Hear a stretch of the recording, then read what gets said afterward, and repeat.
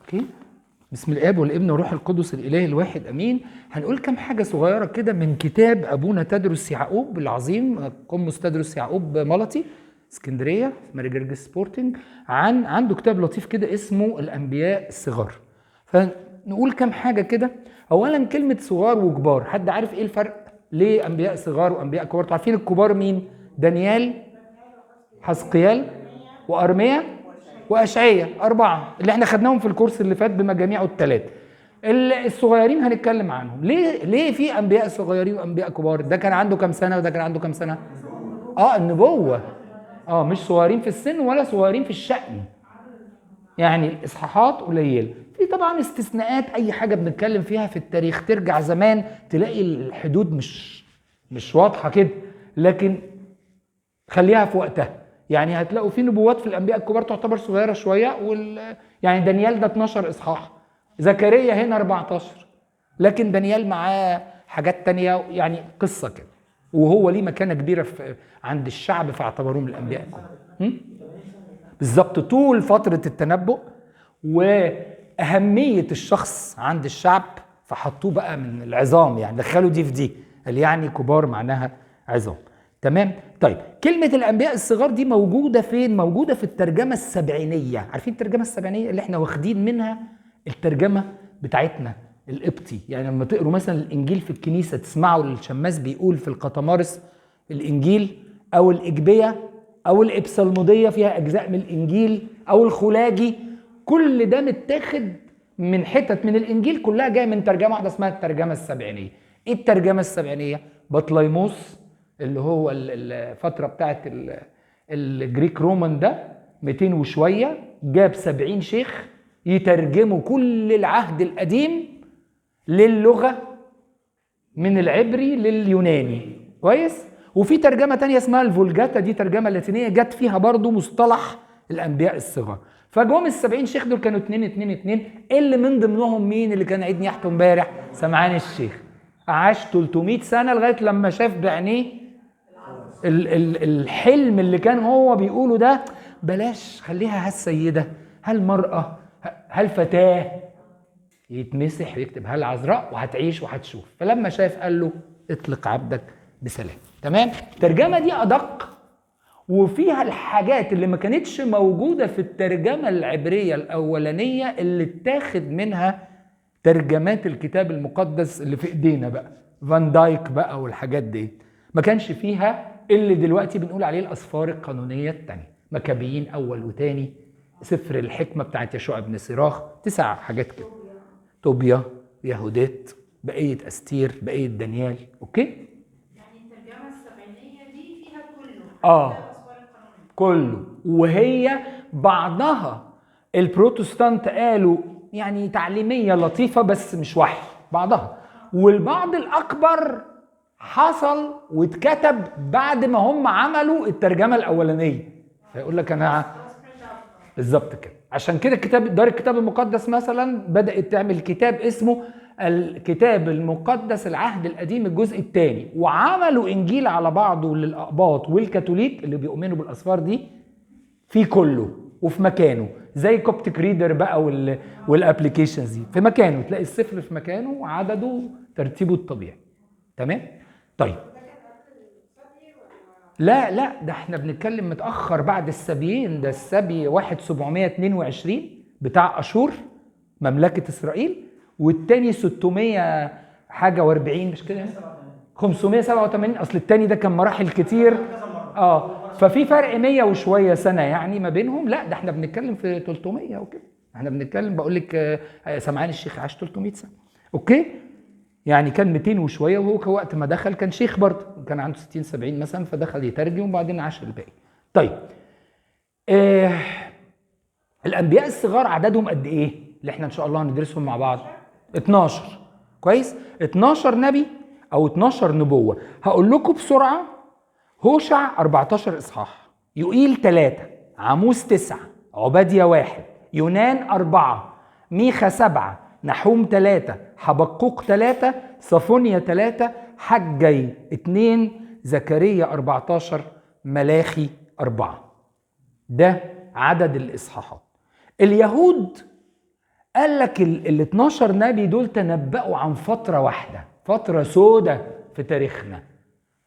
التنبيه لسبي أشور واللي بيوصفنا ان احنا بعاد عن ربنا ويحق علينا اللي هيجرى، فترة سبي أشور يعني احنا بنتكلم دلوقتي من القرن الثامن كده، وهو الحقيقة في حاجات من القرن التاسع هنقولها كمان شوية، لغاية بعد سبي أشور وتحذير مملكة يهوذا ان انتوا بقت خطاياكم وظلمكم زيهم، فربنا هيبعت لكم مين؟ السبي الثاني بابل اللي هم الكلدانيين. وبعد سبي بابل كمان شوية لغاية بقى الرجوع وبداية بنى الهيكل. فقال لك النبوات دي احنا هنلمها في كتاب واحد كده مع بعض، لأنها فترة بالنسبة لليهود مش هنمنع وجودها، بس يعني اللي عايز يقرأ الفترة دي يقراها كده على بعض، كلها ندب وتحذير وعملته وتقريع و تمام؟ طيب المكون النبوي اللي هو ان النبي يتكلم عن حاجة هتحصل، ده مكون رئيسي مهم جدا في الكتاب المقدس، بيمثل 27% من الكتاب المقدس، يعني تقريبا تلت الكتاب المقدس نبوات. وهتلاقي 60% من الانبياء، تسمعوا كتير في العهد الجديد يقول لك موسى والانبياء، موسى والانبياء. مين الانبياء؟ الكبار والصغار، كل الاسفار دي 4 و12 16 تمام. أسفار الأنبياء بقى 60% منها نبوات، تخيلوا. وطبعا النبوات دي كلها اتحققت بحذافيرها في العهد الجديد، لدرجة ان الكتاب في العهدين في 1817 نبوة. يعني كان في طبعا نبوات كثيرة جدا بالمئات اتحققت بالملي في حياة السيد المسيح، وهنشوفه احنا ماشيين كده مع الأنبياء الصغار كنموذج. طبعا عندنا أشعية منطقة الصليب كلها بمنتهى الوضوح كده كأنه شايفها يعني. طيب كلمة نبي بقى، حد يعرف يعني ايه نبي؟ يتنبأ عن حاجة هتحصل. ايه كمان؟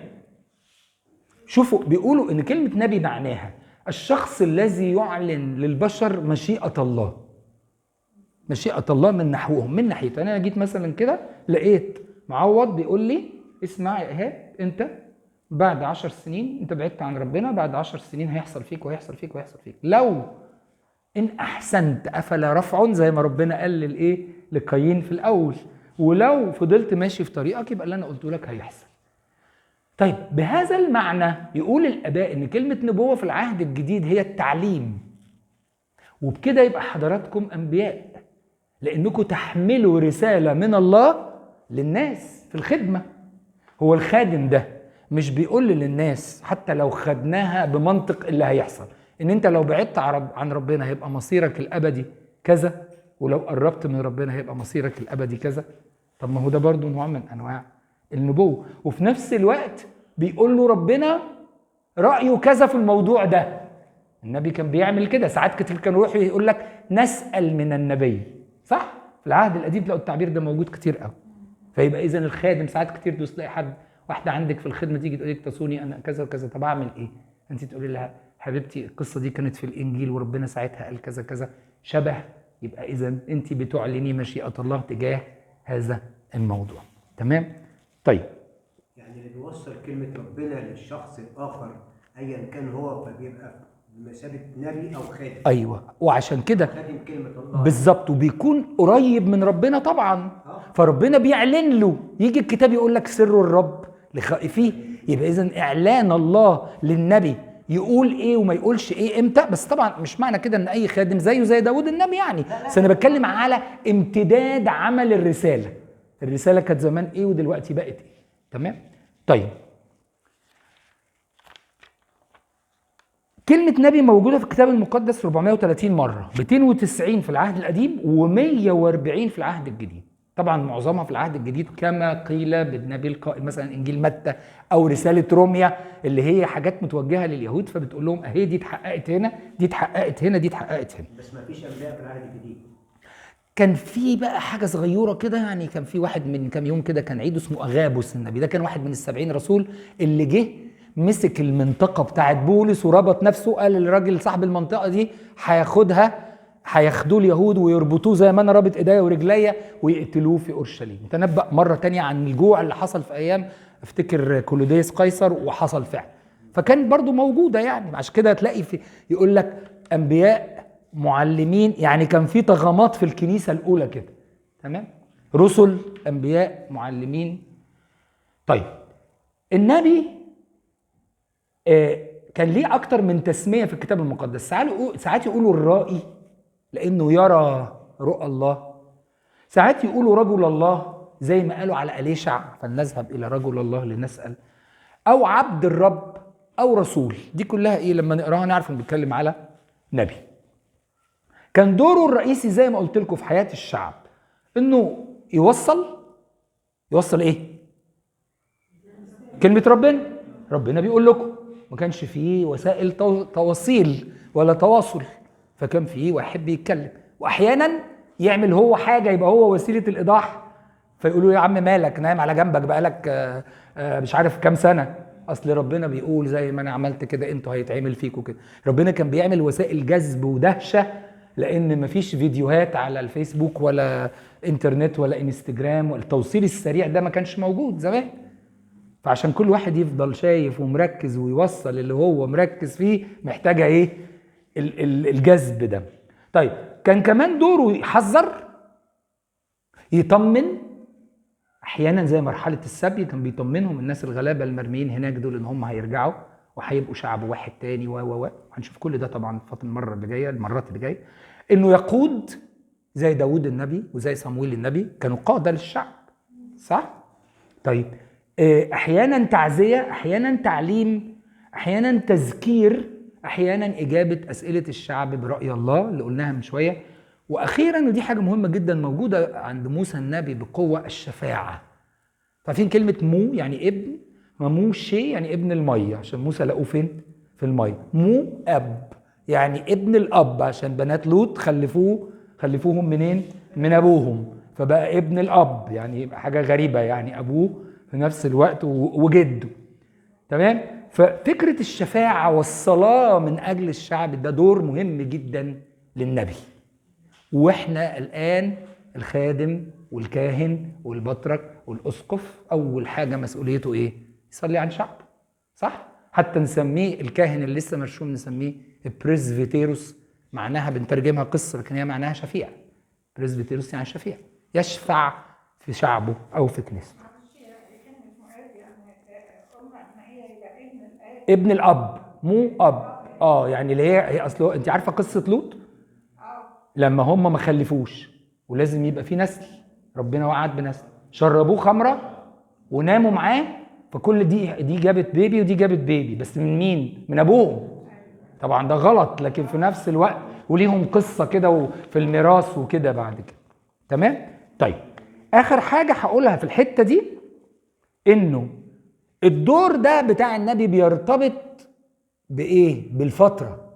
يعني لو احنا دخلنا السبي يبقى الدور طمأنة ووعد بالرجاء انه هنرجع تاني وربنا هيرحمنا، والبقية اللي هتعود وهنبني الهيكل تاني، وفي تعزية وفي رجاء. طيب لو الدور في مرحلة ما قبل السبي، سواء سبي أشور أو سبي بابل، يبقى الدور ايه؟ تحذير، خدوا بالكم وإلا السبي جاي. اللي حضروا معانا الأنبياء الكبار فاكرين ده جات كتيرة قوي. يعني النبوة مرتبطة بالظروف اللي بيمر بيها شعب إسرائيل. أشكرك، وده يجاوب على سؤالك اللي أنت قلته من ساعة إلا ربع، إنه ممكن ربنا يقول حاجة دلوقتي ويقول حاجة عكسها بعد شوية، بس مش في العقيدة، في اللي أنت ماشي إزاي يا شعب الله، ما تجيش جنبه. طب دلوقتي ده هو عمال يتآمر عليك ويقتلك، ولا حاربه، خد أرضه دلوقتي، أنا أسمح لك تحاربه. الأمم اوعوا تيجوا جنب ولادي شعب الله. وتيجي مرحلة الكاس اتملى، خش يا أشور استعمري إسرائيل. دخلت وفظعت وعملت أشياء صعبة جدا. هيجي لك يوم يا أشور، كل ده موجود في كلام الأنبياء، هتتعاقبي لأنك ما حققتيش بس اللي أنا عايزه، ده أنت إيه؟ زودتي بقى قوي، زودتي قوي، وافتكرتي إن أنت خلاصك من إيدك وقوتك مش من كلامي. تمام؟ يبقى إذن الدور بيختلف باختلاف المرحلة. يعني قبل مثلا أرمية، أشعية، ميخا، تحذير من السبي، سواء السبي ده أو السبي ده. هتلاقوا تعزية ورجاء، دانيال وحزقيال. تشجيع ووعد بالنهضة ويلا بينا حجي وزكريا وملاخي، لأن ده كان أواخر، عشان بقى بيتكلموا على الملك العظيم، مش بس عودة نرجع كما كنا لمملكة إسرائيل ويهوذا، لا لا لا، ده انتوا تبقوا مملكة واحدة بعد السبي، وهيجي الملك الحقيقي بقى اللي هو مين؟ ربنا يسوع المسيح. تمام؟ طيب هنقول بسرعة كده ترتيب الأنبياء الصغار. أولا بدأنا من نص القرن التاسع، نص القرن التاسع، ويا ريت حد من حضراتكم يعمل لنا تايم لاين كده، فوق إسرائيل وتحت يهوذا والنبي، ويقول لنا هنا عند سنة كذا حصل فلان. تمام؟ ويعمل سهم تتنبأ عن إسرائيل أو عن يهوذا أو عن الاثنين، ويحطوها لنا على الجروب يعني. طيب عبادية أول واحد تنبأ في الأنبياء الصغار، تنبأ عن شعب أدوم. فاكرين أدوم اللي كان بيحكي عنه أستاذ ماجد؟ شعب أدوم كانت النبوة بتاعته 845 قبل الميلاد. أنا ممكن أصور لكم الحاجات دي لو عايزين، يعني بدل ما تتعبوا، شايف ناس كتير بتكتب. في ملك يورام ملك يهوذا أعلن نهاية شعب أدوم ومملكته الشريرة، وهتحدث عن ملك المسيح. طب إيه أهمية ده يا عبادية؟ أصل الإنسان لما يبقى عايش في سطوة جبارة جدا من دولة زي الصين مثلا، حد دلوقتي يقدر يقول أنا بعد 10 15 20 100 سنة هيبقى الاقتصاد بتاع بلدي أيا كانت البلد أعظم من اقتصاد الصين؟ مفيش. يتهيأ لك إن مفيش حل، مفيش فكاك. لا، ربنا يقول لك لا حبيبي، أدوم دي اللي بهدلتك وطلعت عينك وموتتك ده هتروح. في حاجة اسمها أدوم دلوقتي؟ مفيش حاجة اسمها أدوم، ومفيش حاجة اسمها مؤاب، ومفيش حاجة اسمها عمون، وكل اللي اضطهدوا شعب الله مش موجودين. تمام؟ طيب حتى بابل بيحكوا حكاية لطيفة كده، ان صدام حسين كان عايز يبني بابل عشان بابل اتهدت وربنا قال مش هتتبني تاني، فحب يبنيها وعمل وجاب مستثمرين اجانب وحدائق بابل بقى المعلقة والاثار وحاجة يعني جبارة. حصلت الحرب بتاعته هو والكويت، وبعد كده هو وايران، والمشروع لم يحدث حتى الان. تمام؟ ادي عبادية. يجي بعديه يوئيل 835 بعديه ب10 سنين في ملك يؤاش ملك يهوذا. تنبأ عن مين؟ يهوذا برضو، احنا لسه تحت، عن انسكاب الروح القدس على البشر واليوم ال50 ومواهب الروح وثمار الروح. تصدقوا؟ يوئيل. مش كده يجي بطرس في العظة اللي جابت 3000 يقول كما تنبأ يوئيل النبي: ويرى شبابكم رؤى ويحلم شيوخكم أحلاما وأسكب روحي فتتنبؤون.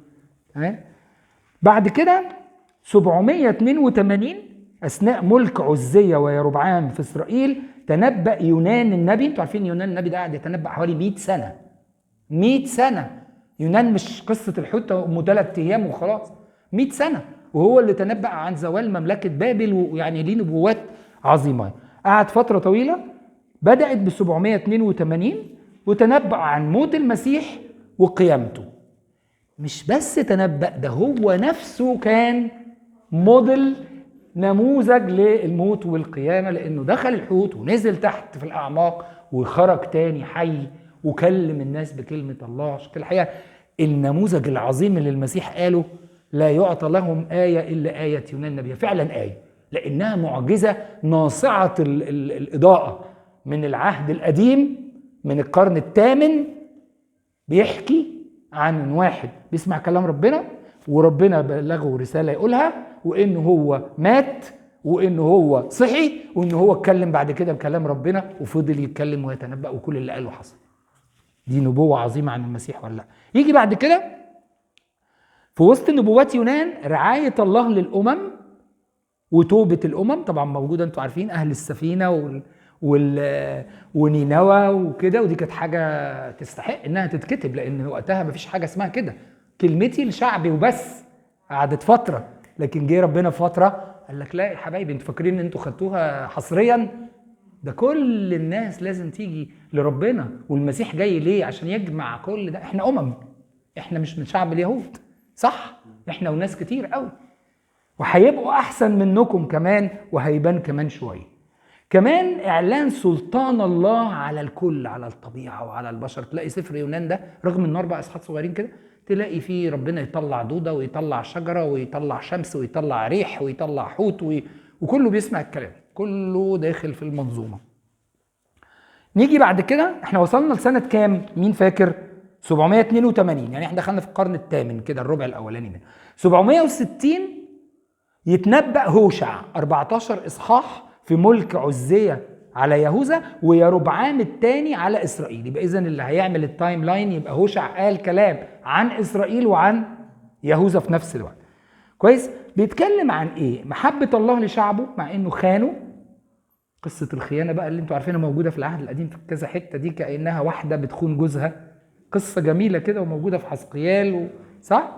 طيب، وكمان ان الله هيضم الامم ويردهم بعد ما هيتوبوا وهيقبلهم في وقت انحل شعبه اخلاقيا جدا ولابد من عقابه. شفت ليه ربنا بيعدل؟ واحد قال لي حاجة لطيفة من اسبوع، قال لي ربنا عامل زي الGPS، هو قال لك امشي كده، انت حسيت بدماغك انه لا كده ده زحمة او ضيق او عتمة، انا همشي كده. ما يقولكش بقى انت مشيت كده اشرب بقى، لا، يقول لك انت مشيت كده، طب هترجع معلش تخش يمين كده عشان ترجع تاني تمشي كده. بيوضب وبيعدل كل شويه معاك يعني. بعد كده تيجي نبوة عاموس 760 قبل الميلاد في عهد يربعام الثاني على اسرائيل. وبالنسبه ليهوذا عزية، يثام، أحاز، حزقية، كل الملوك دي تنبأ في فترته على يهوذا. ايه عاموس؟ عاموس بيتكلم عن عدل الله ومحبته وانصافه للفقراء ورفضه للتدين الشكلي. الآفة اللي ضيعت يهوذا زمان وبتضيع اليهود دلوقتي وبتضيع أرثوذكس دلوقتي، لأنهم ماسكين في شوية حاجات عملها البشر صحيح بإرشاد من ربنا، لكن الحياة مع الله لا هي الصوم ولا هي 3 خطوات في الهيكل ولا هي لف يمين ولا لا، دي كلها وسائل، وسائط، سميها وسائط نعمة. في إيجابية في السماء؟ إيميلي، في إيجابية في السماء؟ لا. في قداس؟ ما فيش قداس صح؟ في صوم؟ طب ما احنا ايه اللي عمالين في مطنيات؟ طب ما احنا ايه اللي عمالين نطلع عينينا فيه دلوقتي ده؟ اصل دي وسائط تغير قلبك وعقلك وسلوكك عشان تمشي مع ربنا. مش كده ممكن تلاقي واحد زي ما قال هاني ما يعرفش الحاجات دي كلها، قصه بقى مريم المصريه وقصص كتير اللي عاشوا كده ما يعرفوش حاجه، وايه ده يقول لك ايه العرش الفظيع ده، يقول له دي بتاعت دي، ما تعرفش بس قلبها خلاص وصل للي انت بقى لك 30 40 سنه بتحاول توصل له بوسائط النعمه.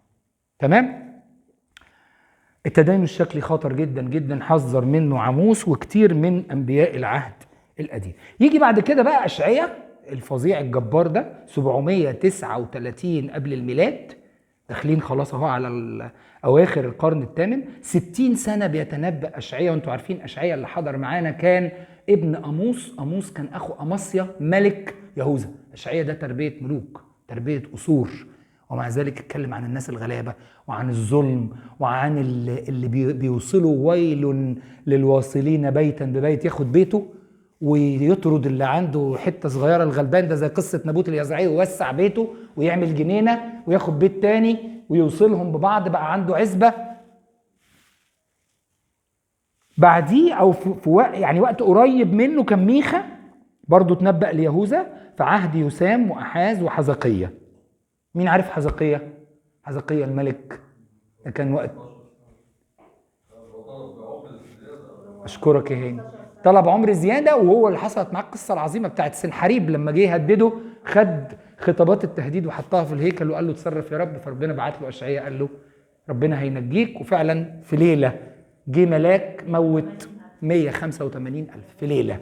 والتاريخ لا يجد سببا لمغادره سنحريب اسرائيل فجاه، لانه مش مذكور، لان الملوك هم اللي بيكتبوا التاريخ. هيكتب عنده ان مات من عندي 185,000 وراح بلده ومات، دخل بيت الهه ونسروخ ده وهو مستند على ولاده عملوا مؤامره، شرآثر واضرب ملك وقتلوه.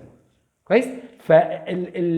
من حجج يعني صحه الكتاب المقدس انه الكتاب المقدس هو الوحيد اللي بيقول حته في التاريخ مش عارفين يجيبوها من التاريخ نفسه.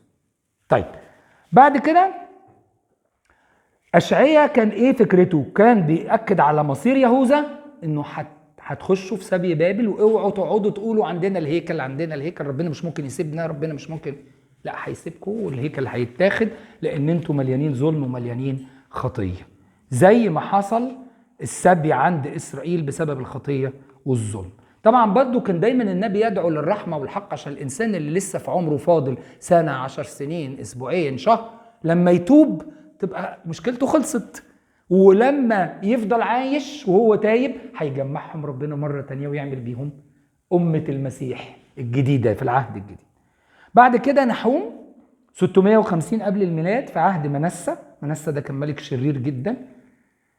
تلاحظوا بقى 650 في حاجة مهمة بقى ناخد بالنا منها. من أول أشعية 739، احنا قلنا السبي الأولاني كان سنة كام بتاع أشور؟ 722. فبعد كده ما فيش حد بيتكلم عن إسرائيل، خلاص ما إسرائيل راحت وراحت أيامها، كل اللي جاي نبوات عن يهوذا. نحوم تنبأ 650 قبل الميلاد في عهد منسى الشرير. دينونة الله سيد التاريخ اللي بيدي للأمم فرصة زي ما قلنا علشان ينفذوا كلمته. ممكن يجوا، انتوا عارفين هوذا فتاي الذي اخترت عبدي الذي سرت به نفسي الذي سيصنع كل مشيئتي. عارفين النبوة دي اللي هي اتقالت عن المسيح هي أصلا في العهد القديم كانت متقالة على مين؟ على نبوخذ نصر ملك بابل. ليه؟ لأنه سمع كلام ربنا في خطة تأديب الشعب مدة، لكن لما افترى وكبرياءه بهدله وقال له دانيال قال له هتعيش مع الحيوانات 7 سنين وشعرك هيطول وضوافرك هتطول، وحصل فعلا. فين بابل؟ خربت. اوكي؟ طيب